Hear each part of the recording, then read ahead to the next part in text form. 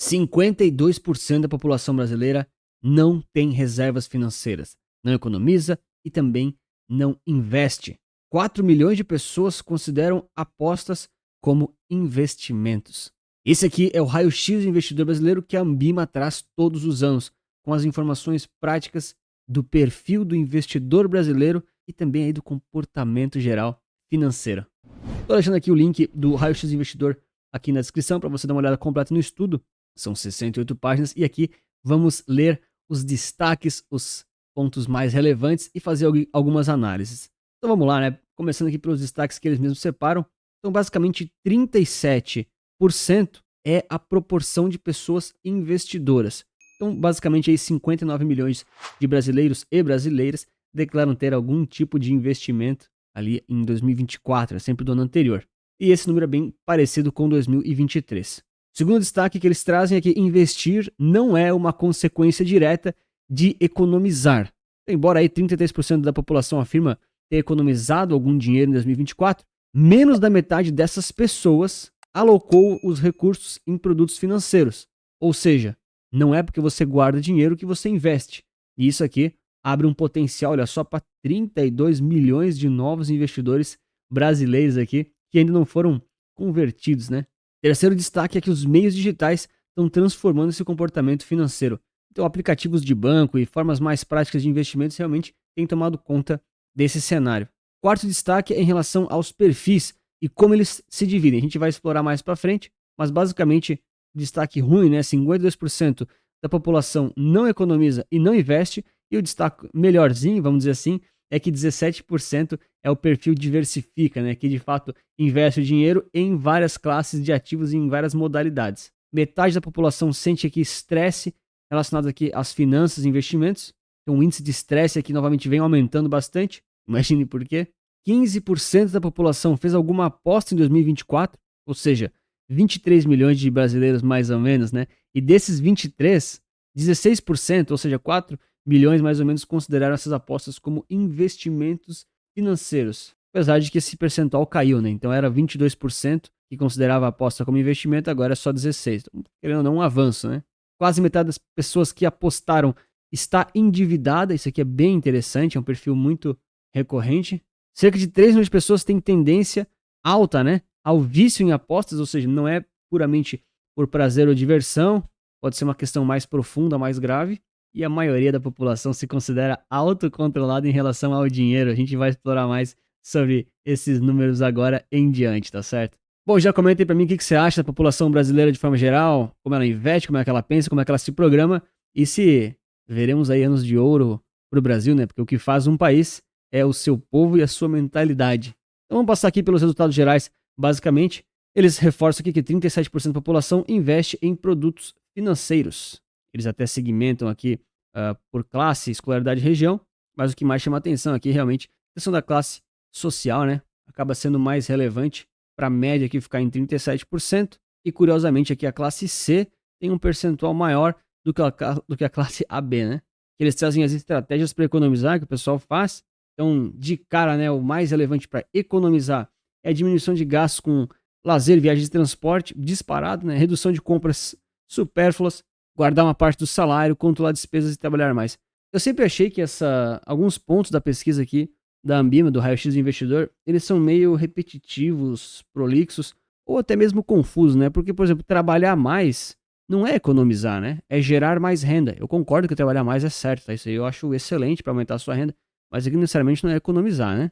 Bom, mas muitas vezes eles têm que colocar lá opções para as pessoas entenderem e conseguirem sinalizar de alguma forma. Aqui eles trazem um detalhe bem importante e interessante, que o total de investidores pode aumentar aqui em 4 milhões de pessoas. Então a gente tem basicamente aqui 160 milhões de pessoas possíveis, vamos dizer assim, né? E daquelas que investem aqui são próximo aqui de 59, 60 milhões. Então, 101 milhões aqui de pessoas ainda não investem, tá certo? Dessas que não investem, 83 não pretendem investir. Cara, assim, a essa altura do campeonato, você que assiste aqui o canal Resulta Capital, é cliente nosso, você, enfim, tá assistindo isso aqui também por curiosidade dos dados, né?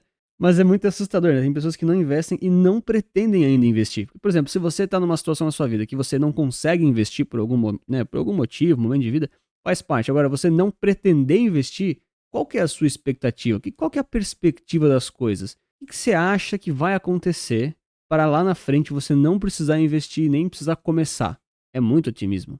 Dos que investem, né, 44 milhões pretende continuar investindo, 14 milhões pretende parar de investir, também não sei porquê, talvez a pessoa está planejando gastar tudo para algum projeto, e aí aqui, enfim, 18 milhões de pessoas querem começar a investir, né, daqueles que ainda não investem. Então esses aqui, você faz aqui a conta, né, no net, dá basicamente que 4 milhões de novas pessoas que possivelmente podem investir. Isso aqui é bem importante, tá? Porque não quer dizer que 4 milhões de pessoas vão entrar na bolsa e comprar ETFs, né? Eu sei que não, apesar de estarmos aqui participando ativamente da revolução dos ETFs no Brasil, eu acredito que não é nessa animação toda, né?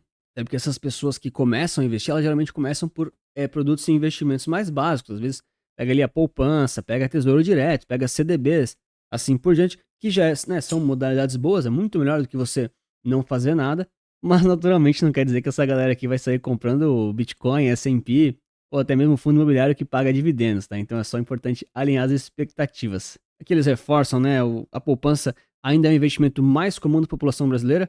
Isso aqui, além de ser assustador, já não é mais surpreendente, tá? Esse é um perfil que muito provavelmente talvez nunca mude no Brasil. É assim, é complicado falar essas coisas porque depois os caras vão pegar uns cortes, daqui a 10 anos vão pegar um corte desse vídeo e vão falar, ah, ele falou que nunca ia mudar. Cara, é óbvio que pode mudar, né? Mas o Brasil, historicamente falando, existe um sistema, existe uma sistemática muito bem construída e muito calculada para não sair dessas mesmices, né? Cara, caderneta de poupança é muito bom pro sistema. Se você investe com poupança, isso é muito ruim para você e muito bom pro sistema, tá? Muitas vezes você tá perdendo até da inflação ali em alguns cenários. Então, tem que tomar muito cuidado. Ah, Anthony, mas você acha que poupança não é boa em nenhum caso? Ah, cara, casos bem específicos, uma reserva minúscula aí do seu patrimônio como reserva de emergência, tem modalidades aí. A gente não pode generalizar tudo também, né? Mas na esmagadora maioria das vezes é um investimento muito ruim e não traz aí benefícios diretos para os investidores, tá? E a gente tem aqui ainda mais algumas informações que eles trazem. Isso aqui é bem interessante. Diz muito sobre a população brasileira e sobre o formato, né? Então, a poupança, ela segue sendo aqui o top 1, com 23% de preferência aqui dos investimentos, né? Aí antes, vou só reforçar, né? Olha só, 32 milhões de pessoas aqui investem apenas poupança e outros 27 milhões diversificam em mais de um produto, né? Que produtos são esses? Justamente isso que eles estão falando.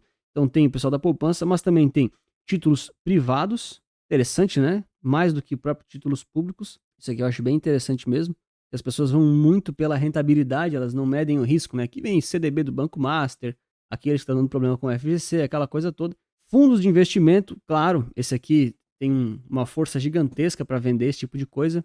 Taxas altíssimas, né? Às vezes 1, 2, 2,5% de taxa de administração, para muitas vezes perder aí de um índice, ou até mesmo para comprar título público. E aí, olha só que interessante, moedas digitais.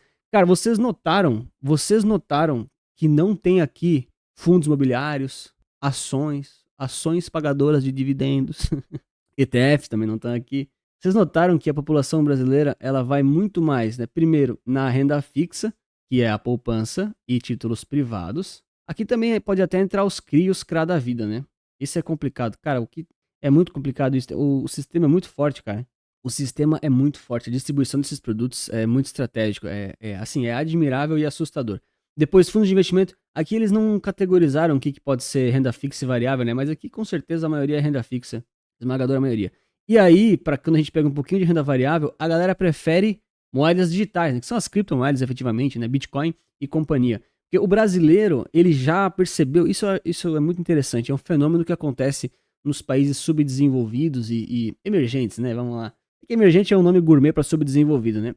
Que aquelas pessoas que investem, ou seja, elas têm uma mentalidade geralmente mais desenvolvida, em termos pelo menos econômicos, tá certo? Não é que essa pessoa é mais inteligente, não é isso que eu tô falando. Ela já percebeu que não adianta ela ficar na poupança, não adianta ela ficar somente na renda fixa, porque existe a ilusão da inflação, a ilusão das taxas. A inflação é implacável no Brasil, é um negócio muito perigoso, muito perigoso. E aí, de certa forma, algumas criptomoedas oferecem muitas vezes a possibilidade de você ficar um pouquinho distante, né, desse universo da inflação que corrói aí a sua vida financeira, né? Então, por exemplo, a gente tem mais gente que prefere criptomoedas, como o Bitcoin principalmente, né, do que propriamente ações, fundos imobiliários, dentre outros produtos mais convencionais do mercado financeiro. Isso é interessante porque até aqui no canal, eu falo de um assunto muito nichado, né, que são os ETFs e assim por diante, eu percebo que os assuntos cripto interessam muito as pessoas, muito mesmo. E eu fico feliz porque eu também gosto desse assunto, né? Mas é realmente um perfil que a gente vê cada vez mais aqui no Brasil. Tiver uma menção de honra, né? Eles falam que investir não tem o mesmo significado para todas as pessoas. Cara, essa discussão aqui ela é interminável, mas basicamente eles reforçam muito, olha só, que a compra de imóveis é o principal destino para o retorno aí dos investimentos, tá? Então tem muita gente ainda interessada em comprar imóveis, seja lá pelas razões que for, né? Muita gente precisa comprar para morar mesmo, ou uma segunda casa de praia, de sítio, enfim, mas tem que sempre lembrar que os imóveis, por mais que eles subam de preço ao longo do tempo, por causa da inflação, hoje em dia até carro sobe de preço, né? Hoje em dia até carro está subindo de preço. Os imóveis também trazem uma certa manutenção, então você tem que sempre medir, no longo prazo tem outras questõezinhas a serem revisadas.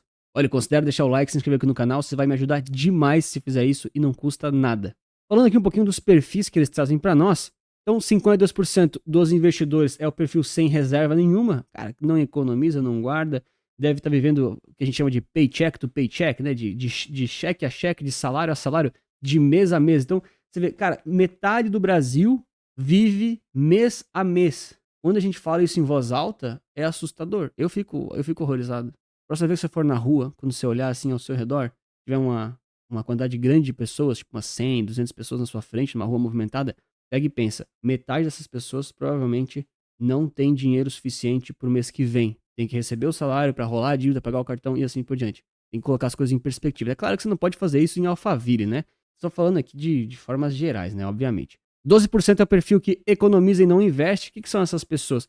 As pessoas que guardam dinheiro, que sobra uma graninha ali no final do mês, que é uma coisa muito boa, mas efetivamente não investem, né? Deixa o dinheiro parado na conta corrente, guarda em casa, no colchão, tá? Efetivamente é isso, eles explicam aqui embaixo, tá?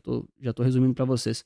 Então também, poxa, um potencial aqui de possíveis investidores, mas que muitas vezes não viraram a chave, têm medo, não acreditam no governo, nos bancos, assim por diante. 20% aqui é o perfil caderneta e 17% é o perfil diversifica. Diversifica efetivamente somos nós, né? Se você acompanha aqui o canal, você com certeza é o perfil diversifica, que é basicamente qualquer um que investe em qualquer coisa além da poupança, tá? Então é muito fácil se tornar perfil diversifica e, olha só, ele é, bom, praticamente o menor percentual, né? Tem o que economiza e não investe, ok? Mas esse cara, provavelmente, ele passa primeiro para poupança para depois diversificar efetivamente. Eles trazem aqui no detalhe um pouco sobre cada perfil. Eu não vou passar para esse vídeo não ficar longo demais, né? Só vou bater aqui num dado que é bem relevante, né? Para confirmar algumas estatísticas. Então a gente sabe que 52% é o sem reservas, aquele que não tem nada para guardar, né? E olha só, em relação aqui à escolaridade, tá? Acho que é uma questão mais importante. Então a gente percebe que só 12% tem ensino superior, tá? Quando a gente pega o pessoal do Diversifica, olha só que interessante, 50% tem aqui o ensino superior completo. Então a gente realmente vai percebendo aqui, através dos dados estatísticos, aquela questão que a gente já sabe, né? Quanto maior a escolaridade, maior a tendência a não ter dificuldades financeiras, tá? Óbvio que existem as exceções, mas a tendência é essa. E apesar das características contrastantes, o perfil economiza e não investe, e também o diversifica, são maioria entre os mais jovens, né? Eles trazem aqui a segmentação pelas gerações, a geração Z, Millennials, X e Boomers, né? Comenta aí pra mim qual é a sua geração, quantos anos mais ou menos você tem. Comenta pra mim aqui embaixo. Eu tenho os dados estatísticos do canal, tá? Eu analiso muito isso aqui no YouTube. E a minha audiência, ela é 90% mais velha do que eu. Inclusive, muito obrigado pela sua audiência. Se você é recorrente, principalmente, fico feliz em poder conversar com pessoas mais experientes também. Bom, aqui tem a população geral da amostra, né? Nesse cantinho aqui. Então, esse aqui é a população geral que eles apontaram no estudo, né? E aí, olha que interessante, né? Então, o perfil diversifica e também o economiza, mas não investe, são ali o pessoal da geração Z, né? Que são os mais novos aqui dessa pesquisa, vamos dizer assim. E, de certa forma, é bem interessante, né? Os mais jovens, talvez, eles estão muitas vezes despertando ali para as criptomoedas, que é aquele mercado que eu comentei, ou eles também estão um pouco mais aí interessados em investir, pensando em aposentadoria, né? No caso, falando aqui do pessoal do Diversifica. Já o pessoal que economiza, mas não investe, provavelmente é aqueles que é o YOLO, né? Só se vive uma vez e, e seja feliz e dá-lhe, enfim, né? Os mais jovens têm às vezes essa fase, mas me chama a atenção do pessoal do Diversifica, né? Que muitas vezes a gente espera essa abordagem, essa maturidade dos mais velhos, né? Sei lá, pegar os boomers aqui, né? Que são as pessoas mais experientes dessa pesquisa, a gente esperaria deles, ou pelo menos da geração X, né? Porque talvez os boomers já estão ali na aposentadoria, o cara não quer mais ficar investindo em muita coisa, mas aqui interessante, acabou ficando para os mais jovens. E por último, eles trazem aqui mais uma divisão aqui das classes sociais, né?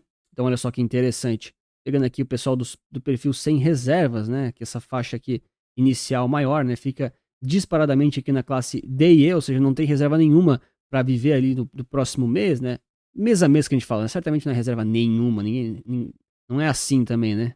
Mas não tem aquele hábito de conseguir guardar muito. E naturalmente, para a classe A e B, o sem reservas é muito menor. Mas ainda assim, se você é da classe A ou B e não tem reservas, isso é muito estranho, na verdade. Assim, para mim é um tapão na cara, né? Pô, 30% da classe A e B não tem reservas pro mês seguinte. Como assim, cara?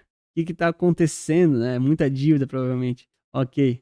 E de resto a gente percebe aqui que é justamente isso, né? Vai aumentando aqui o pessoal da diversificação, vai diminuindo o pessoal das sem reservas ao longo aqui da escadinha social, vamos dizer assim, né? O que também acaba confirmando muito daquela teoria estatística, né, pessoal? Assim que às vezes parece que é estereótipo, né? Que a gente tá generalizando as coisas, né? Mas a gente tá falando aqui de dados da pesquisa aqui, né? Então, efetivamente, né, a gente vê que quanto maior a escolaridade, a tendência é ter maior classe social e a tendência é investir melhor. Ah, Anthony, mas eles investem mais porque eles ganham mais. Cara, eu não tô preocupado em achar aqui a real solução de tudo isso, as reais razões de tudo isso. Tô olhando os dados, entendeu?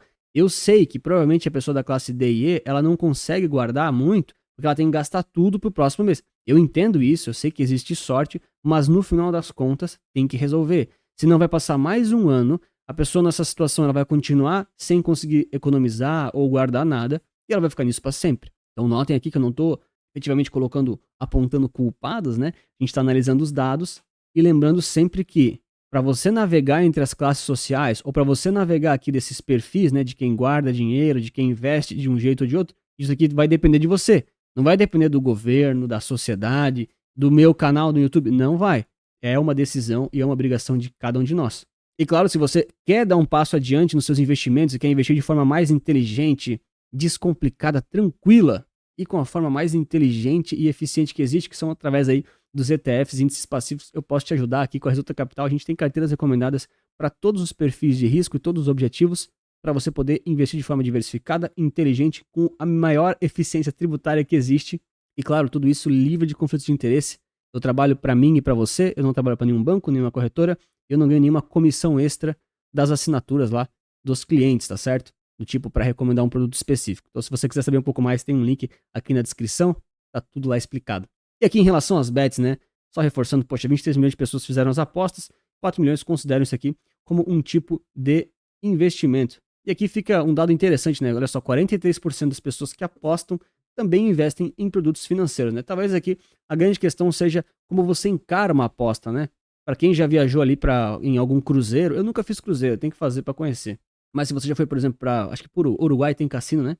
Mas Las Vegas eu já fui e tinha cassino lá. Você sabe nitidamente aquilo lá, aquelas apostas que você faz, seja num caça-níquel eletrônico, ou seja num jogo de pôquer, roleta, sei lá, não entendo muito disso. Você sabe que aquilo lá é entretenimento, tá? Assim, tirando os jogadores profissionais de pôquer ou de alguns tipos de jogos muito específicos, a grande maioria das apostas é entretenimento, é diversão, tá? Então, se você encara dessa forma e tem essa clareza, não vejo problema que você não vai se enganar. Agora, se você fala que isso aqui é um investimento, mesmo que seja aposta esportiva, tá? Não tô nem falando de tigrinho. Vou apostar no meu time de futebol porque é o meu investimento, vai que o cara faz o gol. Cara, isso é entretenimento, entendeu? Se isso te diverte, enfim, o dinheiro é seu, mas investimento é outra coisa. E por último aqui, sobre o autocontrole e o imediatismo. Então as pessoas, cara, isso aqui é um tapão na cara, tá? Isso aqui é um tapão na cara, porque 58% da população aqui da pesquisa do Brasil indica ter autocontrole em relação ao dinheiro. Mas como é que tanta gente tem tanto autocontrole, mas tanta gente tá meio quebrada, sem investir, vivendo de cheque mês a mês? A maioria das pessoas que apostaram afirma ter autocontrole financeiro. E aqui talvez vai uma verdade um pouco dolorosa, né? Talvez vai machucar algumas pessoas que estão assistindo, mas vamos lá. Tem alguns destaques que eles trazem sobre autocontrole e imediatismo. Então, a maioria dos brasileiros e brasileiras se consideram autocontrolados em relação ao dinheiro. Entre receber uma quantia imediatamente ou esperar para ter um retorno de 15% no próximo mês, 58% das pessoas entrevistadas responderiam que aguardariam, demonstrando autocontrole. Mas aí que mora a pegadinha. Se você responde um questionamento desse, né, uma pesquisa dessa na rua, é muito legal, porque você está fazendo uma estatística em termos de resposta. Mas a estatística em termos de comportamento vale muito mais. E o que a gente vê na prática é que as pessoas não querem esperar para o próximo mês, elas não querem esperar para o próximo ano, elas não querem esperar para os próximos 10 anos. Elas querem hoje, agora. Seja lá através de uma aposta, de uma bet, né, que seja, ou então simplesmente por não guardar nada, viver aí de cheque a cheque, comprar o que quiser e simplesmente não ter nada guardado. Então, isso aqui, cara, isso aqui diz muito sobre o Brasil. Na hora de responder a pergunta, todo mundo é controlado, todo mundo é inteligente, todo mundo tem autocontrole, mas na hora dos dados, do comportamento, para ver o que estão fazendo mesmo, é tudo diferente, tá? Então, muito cuidado. Eles reforçam aqui, né, que quem diversifica os investimentos tende a ser muito menos imediatista, novamente, né? O perfil diversifica é aquele com a maior escolaridade, a maior classe social, muito provavelmente a maior capacidade intelectual e também emocional, e olha só, o estresse está relacionado ao imediatismo. Ou seja, se você diversifica, você tende a ser menos imediatista. Quem é menos imediatista é menos estressado. Quem é menos estressado vive melhor. Quem vive melhor, enfim, é mais feliz e provavelmente consegue guardar mais, ser menos imediatista e o ciclo vai girando. Então me conta sua opinião, o que você acha sobre a pesquisa, sobre o Brasil, se a gente tem jeito, se a gente não tem. Eu escolhi acreditar no Brasil, mas também não me iludir. Se você quiser saber um pouco mais sobre 4 ETFs aqui para ficar de olho no mês de maio, que vão dizer muito sobre o mercado financeiro, eu vou te recomendar nesse vídeo aqui. Um grande abraço, muito obrigado pela sua inscrição e seu like. Lembre-se que investir certo resulta em capital.